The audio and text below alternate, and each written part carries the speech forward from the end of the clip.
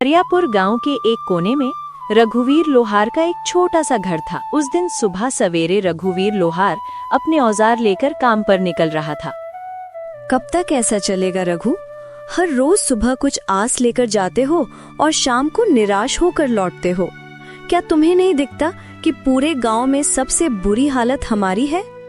क्या करूं राधा, तू ही बता। मेरी किस्मत ही फूटी हुई है, तो मैं क्या कर सकता हूं। जब भी हालात सुधरने लगते हैं, कुछ ना कुछ ऐसा हो जाता है कि फिर से सब कुछ बिगड़ जाता है। अब देख, पहली बार जैसे तैसे कुछ जमा किया तो बीमार पड़ गई, सब खर्च हो गया। फिर रतन के पैर में वो गहरी चोट, पूरा इलाज करवाने में फिर से सब कुछ खत्म हो गया। तभी 10 साल का रतन दौड़ता हुआ आया और उसकी मासूम आंखों में भूख थी, पर मन में कुछ कहने की हिम्मत भी। पिताजी, मेरे मन में कई दिनों से अच्छा खाना खाने की इच्छा हो रही है। हमारे घर में दूसरों की तरह पकवान क्यों नहीं बनते? रघुवीर की आंखें नम हो गई। तू चिंता मत कर बेटा, हमारे दिन भी जरूर बदलेंगे।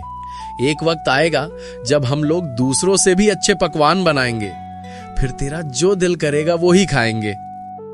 लेकिन पिताजी, एक बात बोलूं, जब पड़ोस की ताई अम्मा के घर से पकवानों की खुशबू आती है ना, तो मैं तो खिंचा चला जाता हूँ। एक दिन चला भी गया था, लेकिन उन्होंने मुझे देखते ही खाना छुपा लिया और कहा, यहाँ मत आ, भाग जा यहाँ से। तो मैं वापस आ गया। राधा की आंखों से आंसू बहने लगे। उसका दिल जैसे किसी ने मसल कर रख दिया हो। रघुवीर कुछ नहीं बोला, चुपचाप अपने औजार उठाए और लोहार की दुकान की ओर चल पड़ा। रघुवीर की लोहार की दुकान गांव के चौराहे पर थी। उस दिन जैसे ही उसने भट्टी सुलगाई और हथौड़ा उठाया, उसे लगा कि उसके बाजुओं में अब पहले जैसी ताकत नहीं रही। उसके हाथों की चोटें भी जैसे थक चुकी थीं। हे भगवान, और कितनी परीक्षाएं लोगे। आज एक भी ग्राहक नहीं आया, और ऊपर से घर की हालत, रत्न की मासूम बातें सब कुछ तोड़ कर रख देती हैं। तभी गांव का मुखिया दुकान पर आ पहुंचा।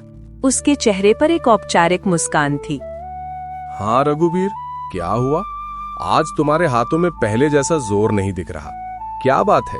मन कुछ बोझिल लग रहा है, क्यों? हाँ मुखिया जी, अब आप तो सब जानते हैं, फिर भी पूछते हैं। मेरा परिवार बहुत बड़ी आर्थिक तंगी में है। मेहनत तो बहुत करता हूँ, लेकिन हाथों में किस्मत नहीं है। मुखिया चुप रहा, लेकिन तभी बगल से बाली आ गया, गांव का वो आदमी जिसे दूसरों के दुख में भी मजा आता था। मुखिया जी, मैं तो कहता हूँ कि इस रघुवीर को गांव से निकाल देना चाहिए। उसकी मनहूस छाया धीरे धीरे पूरे गांव में फैल रही है।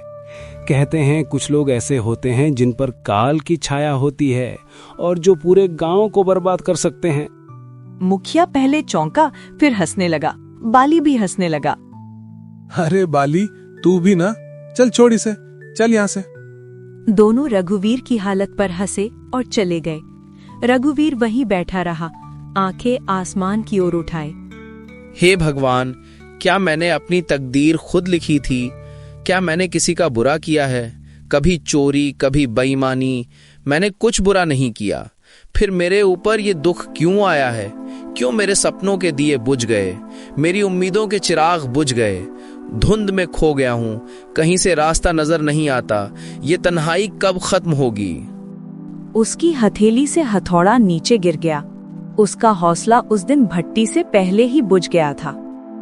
मैं आज भी खाली हाथ जाऊंगा। राधा उम्मीद लगाए बैठी होगी। मेरा तो घर जाने का भी मन नहीं कर रहा। मैं क्या करूं? मेरा बेटा भूखा होगा। शाम को रघुवीर थका हारा अपने घर पहुंचा। उसका चेहरा उदास था। जैसे ही उसने घर में कदम रखा, राधा ने उसे देख लिया। अरे क्या हुआ रघु, आज तुम्हारा चेहरा इतना उदास क्यों है? अरे कुछ तो कहो। रघुवीर की आंखें भर आई। उसने धीरे से राधा की ओर देखा। अब तो सारे गांव वाले भी मेरी बुरी किस्मत का मजाक उड़ाने लगे हैं राधा। और क्या कहूँ, आज तो दुकान पर एक भी ग्राहक नहीं आया। हाँ, और ऊपर से मुखिया और बाली, वो दोनों मेरी किस्मत पर हंसते हुए चले गए। मैं तुम्हारे लिए खाने के लिए भी कुछ नहीं ला सका। राधा चुप हो गई। उसकी आंखें भर आई। सुबह जब तुम दुकान जा रहे थे, तब मैं भी तुम्हें बोल रही थी, इसमें गलती मेरी भी है। मैं भी कभी तुम्हारे दुख को पूरी तरह समझ नहीं पाई। फिक्र मत करो, भगवान सब ठीक करेगा। रघुवीर कुछ नहीं बोला। वो चुपचाप चारपाई पर लेट गया। उसके हाथ कांप रहे थे लेकिन आवाज नहीं निकली। अगले दिन सुबह होते ही राधा ने रघु से कहा, रघु, खाने के लिए कोई चीज उधार ही ले आओ। हमारे गांव की दुकान, हो सकता है तुम्हें कुछ सामान उधार दे दे। नहीं राधा, मैं कल भी गया था उसके पास। वो पहले अपना पिछला उधार मांग रहा है, अब मुझे उसकी दुकान पर जाते हुए शर्म आती है। मुझे नहीं लगता कि हमारे हालात कभी भी ठीक हो सकेंगे। ऐसा ही चलता रहा तो हमें ये गांव छोड़कर जाना पड़ेगा। गांव में 2-3 लोगों से पहले ही मैं उधार ले चुका हूं। अब मेरे अंदर इतनी हिम्मत नहीं कि किसी और से उधार मांग लूं। सबको पता है कि मैं उधार लेकर वापस नहीं करता। वापस करूं भी तो कहां से? जो आते हैं वो लग जाते हैं। हाँ रघु, ये तो है। भगवान पता नहीं किस बात की सजा दे रहा है हमें, लेकिन हमें उम्मीद रखनी चाहिए, हमारे भी दिन एक दिन जरूर बदल जाएंगे। ये बात तो मुझे तुमसे सुनते 10 साल हो गए हैं, आज तक ऐसा दिन नहीं आया। वह चुपचाप घर से निकल पड़ा और सीधा जंगल की ओर चल दिया। उसका दिल बहुत भारी था, आंखों में उदासी थी और कदम जैसे बेजान थे। दिमाग में बार बार एक ही ख्याल आ रहा था, क्या जिंदगी का यही अंत है? क्या मैं अपनी तकलीफों से हमेशा के लिए मुक्त हो जाऊं? रघुवीर आत्महत्या के विचारों में डूबा हुआ गांव की सीमा तक पहुंच चुका था। तभी सामने से मुखिया आता हुआ दिखाई दिया। अरे रघुवीर, आज दुकान नहीं खोली क्या? तुम तो सीधे जंगल की ओर निकल पड़े हो। क्या बात है? अब लोहार से लकड़हारा बनने का इरादा है क्या? रघु चुप रहा। वो पहले से ही उदास था। उसके पास मुखिया को जवाब देने के लिए कोई भी शब्द नहीं थे। चलो अच्छा है, लकड़हारे भी बुरे नहीं होते। कम से कम जंगल में कोई तुम्हारी किस्मत का मजाक तो नहीं उड़ाएगा ना? मुखिया हंसता रहा और रघुवीर बिना कुछ बोले जंगल की गहराई की ओर बढ़ गया। रघुवीर अब थक चुका था। उसके पैर जवाब दे चुके थे। वो एक घने वृक्ष की छाया में बैठ गया और आसमान की ओर देखने लगा। मैं मर्द हूं ना, इसीलिए किसी के सामने रो नहीं सकता। अगर राधा और रतन मुझे रोते हुए देख लेते तो उनका मनोबल टूट जाता। इसीलिए मुझे जंगल आना पड़ा। भगवान, तू मेरी कितनी परीक्षा लेगा? रघु उदास होकर आसमान की तरफ देखते हुए बातें कर रहा था कि अचानक उसके कानों में किसी की चीखने की आवाज आई। कोई है तो मेरी मदद करो। वह उठा और इधर उधर देखने लगा। अचानक उसकी नजर एक साधु पर पड़ी जो जमीन पर गिरे हुए थे। रघुवीर तुरंत उनके पास गया। साधु महाराज, आपको क्या हुआ? आप ऐसे क्यों पड़े हैं? बेटा, मैं राज की ओर जा रहा था कि रास्ते में मेरे पैर में जोर की मोच आ गई। मैं गिर पड़ा और तभी से इस सुनसान जंगल में पड़ा हूँ। ये जंगल इतना वीरान है कि यहाँ कोई आता ही नहीं। कई दिन हो गए, कोई इंसान नहीं दिखा। मुझे बहुत प्यास लगी है, मेरा गला सूख रहा है। अगर जल्दी पानी नहीं मिला तो शायद मैं बच न सकूं। रघुवीर घबरा गया और तुरंत इधर उधर देखने लगा। शायद कहीं से पानी या कोई मदद मिल जाए, परंतु यहाँ तो दूर दूर तक कोई तालाब दिखाई नहीं दे रहा है। महाराज, बताइए साधु महाराज, अगर आपको पता हो कि पानी कहाँ मिल सकता है तो मैं अभी ले आता हूँ। यहाँ से लगभग 2 मील दूर एक तालाब है। तुम मेरे लिए वहाँ से पानी ले आओ बेटा। इतना कहकर साधु ने अपना कमंडल रघुवीर के हवाले कर दिया। थका हुआ रघुवीर बिना देर किए उस दिशा में चल पड़ा जहां उसे अपनी आखिरी उम्मीद नजर आ रही थी। जंगल की खामोशी के बीच वो अपनी थकी हुई टांगों के बावजूद तालाब तक पहुंच गया। जब उसने कमंडल पानी में डाला, अचानक तालाब से धुआं उठने लगा। धुआं धीरे धीरे एक भयानक औरत की शक्ल लेने लगा।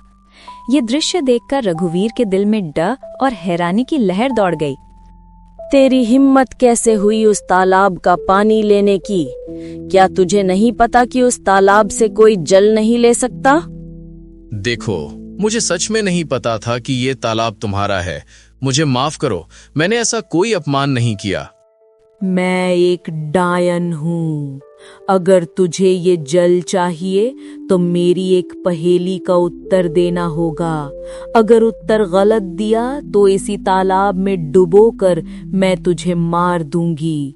लेकिन हाँ, एक और रास्ता है जिससे तू बच सकता है। तो बिना जल लिए यहाँ से चला जा, न पहेली न मौत। रघुवीर गहरी सोच में डूब गया। एक ओर साधु की प्यास और दूसरी ओर मृत्यु का भय। मैं यहाँ से जल लिए बिना बिल्कुल नहीं जाऊंगा। मैंने किसी से जल लाने का वचन दिया है और मैं अपना वचन नहीं तोड़ूंगा।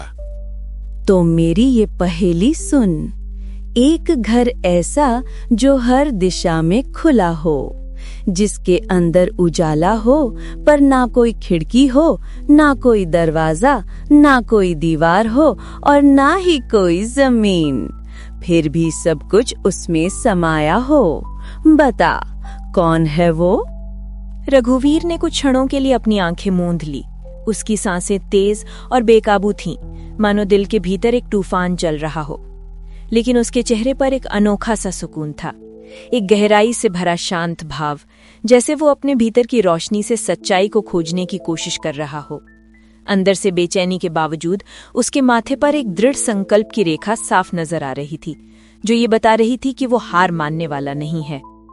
वो है मनुष्य का मन, जो हर दिशा में खुला होता है, जिसमें उजाला भी होता है और अंधकार भी। ना कोई दीवार, ना कोई दरवाजा, फिर भी उसमें पूरा संसार समा जाता है। डायन कुछ पल चुप रही, जिसे रघुवीर के उत्तर पर हैरान हो गई हो। फिर अचानक वो जोर से हंसने लगी, एक ऐसी हंसी जिसमें हैरानी, गुस्सा और शायद थोड़ी सी खुशी भी छुपी हुई थी। तू पहला योगी है जिसने मेरी पहेली का सही उत्तर दिया है। जा, जितना जल चाहिए ले जा। आज तुझसे मिलकर मुझे प्रसन्नता हुई। रघुवीर ने अपने कमंडल को ठंडे और साफ जल से भर लिया। उसकी आंखों में एक चमक थी, सफलता और संतोष की। वो तेजी से लौट पड़ा। कदमों में जल्दी थी, लेकिन दिल में शांति। वो सीधे उसी स्थान पर पहुंचा जहां साधु महाराज निर्जीव से पड़े थे, जैसे उनके जीवन की आखिरी उम्मीद सिर्फ रघुवीर की वापसी से जुड़ी हो। लीजिए महाराज, मैं जल ले आया हूँ। साधु ने जल पीते ही रघुवीर को गहराई से देखा। उनकी आंखों में हैरानी और आश्चर्य साफ झलक रहा था। बेटा, क्या सच में तुमने इसी तालाब से जल लिया है? हाँ महाराज, आपने कहा था और मैंने निभाया। मुझे लगा था कि तुम जल नहीं ला पाओगे, क्योंकि मैं जानता था कि उस तालाब में एक डायन का वास है। जब भी कोई मनुष्य जंगल में आता है, मैं हमेशा उसकी ऐसी ही परीक्षा लेता हूँ। अक्सर मैंने देखा है कि वो मनुष्य डायन के डर से भाग जाता है, लेकिन तुम पहले मनुष्य हो जिसने उस डायन की पहेली को हल किया और मेरे लिए जल लेकर आए हो। इतना कहकर साधु ने अपनी आंखें बंद की और कुछ मंत्र पढ़ने लगे। तभी वहां रंग बिरंगी किरणों के साथ एक सुंदर हिरण प्रकट हो गया। तूने मेरी मदद की है, इसीलिए मैं तुझे ये भेंट देना चाहता हूँ। साधु महाराज, इतना तो मुझे पता चल गया है कि आप कोई चमत्कारी साधु हैं, परंतु मैं इस हिरण का क्या करूंगा महाराज? इसे अपने घर ले जा और अपनी बेटी की तरह पाल इसे। और याद रख, ये हिरण तेरी किस्मत बदल देगा। मैं जानता हूँ कि तू सबसे ज्यादा अपने किस्मत की वजह से परेशान है, वरना तेरे अंदर कोई बुराई नहीं है।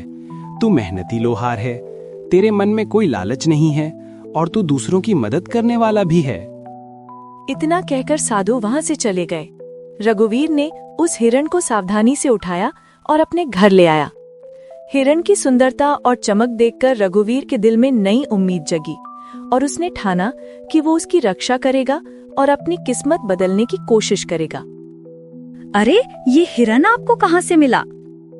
रघुवीर ने सारी कहानी राधा को सुनाई। हमारे घर तो वैसे ही खाने के लाले पड़े हैं।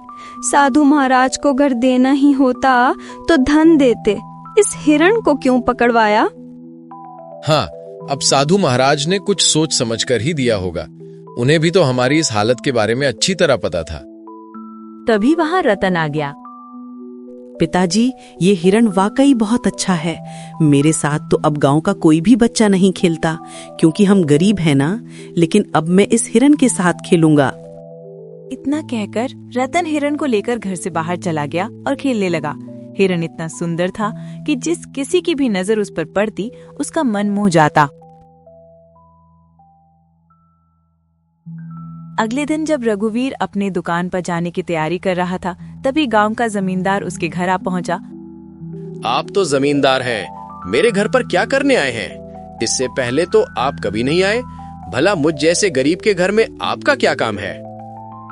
हाँ, बात तो तू सही कह रहा है रघुवीर, लेकिन बात यह है कि आज मैंने तेरे बेटे यानी रतन को एक हिरन के साथ खेलते देखा है। वो हिरन वाह वाह वाह बहुत ही सुंदर था। और तू जानता है कि मुझे जानवरों को पिंजरे में रखने का कितना शौक है, तो मैं वो हिरन खरीदना चाहता हूँ। राधा ये सुनकर चौंकस हो गई। वो कुछ कहने ही वाली थी कि माफ कीजिए, मैं वो हिरन आपको नहीं बेच सकता। अरे भाई, मैं तुम्हें इसकी अच्छी कीमत दूंगा। आप मुझे चाहे उसकी कितनी भी कीमत दें, माफ कीजिएगा, मैं उस हिरन को नहीं बेचूंगा। जमींदार क्रोधित होकर वहां से चला गया। आपने ये क्या किया? जमींदार हमें इसकी अच्छी कीमत दे सकता था, हमारी हालत कुछ बेहतर हो सकती थी। मैं ये हिरण नहीं बेचूंगा राधा, क्योंकि ये हिरण मुझे साधु महाराज ने भेंट किया है और भेंट की हुई वस्तुओं को कभी बेचा नहीं जाता। कुछ दिन ऐसे ही बीत गए। रघुवीर और उसका परिवार हिरण से इतना जुड़ गया था कि उसे छोड़ने का ख्याल भी नहीं आता था। फिर कुछ दिनों बाद एक व्यापारी वहां आ पहुंचा।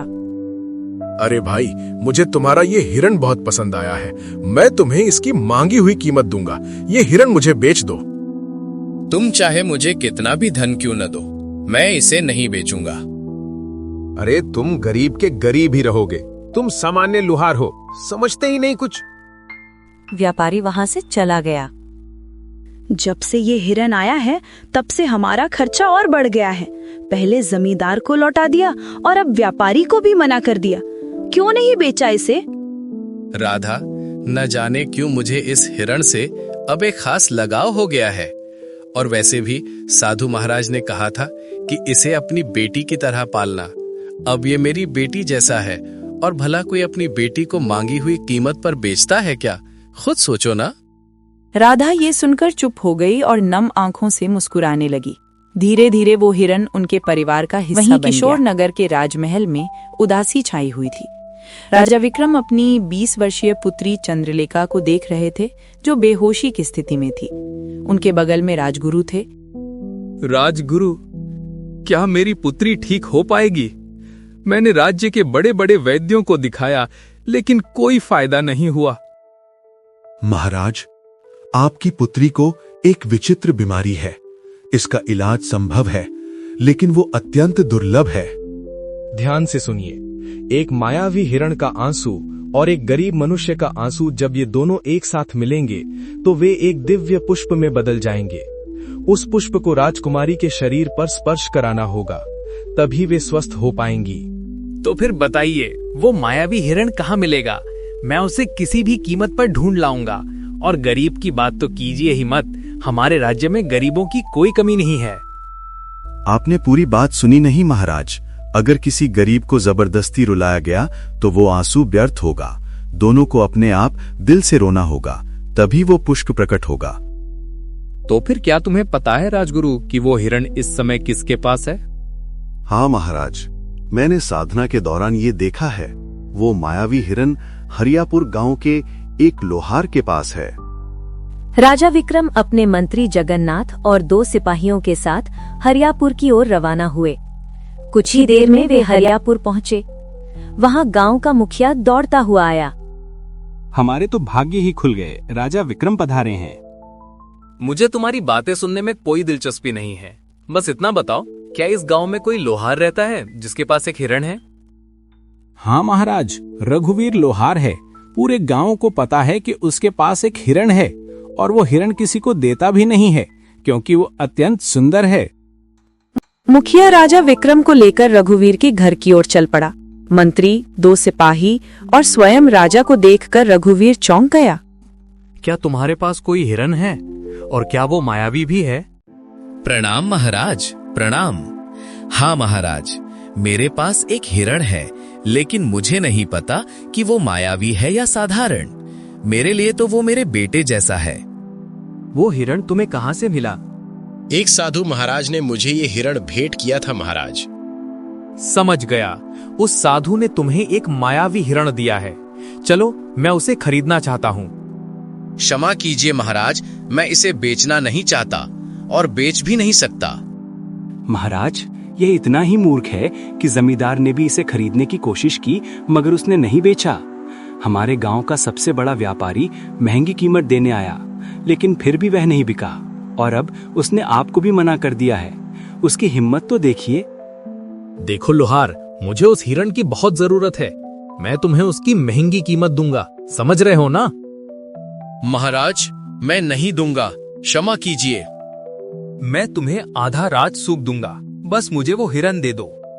नहीं महाराज, अगर आप मुझे पूरा राज भी दे दें तब भी मैं उसे आपको नहीं दूंगा, क्षमा करें। सिपाहियों, इस लोहार को बंदी बना दो और उस हिरण को पकड़कर महल में ले आओ।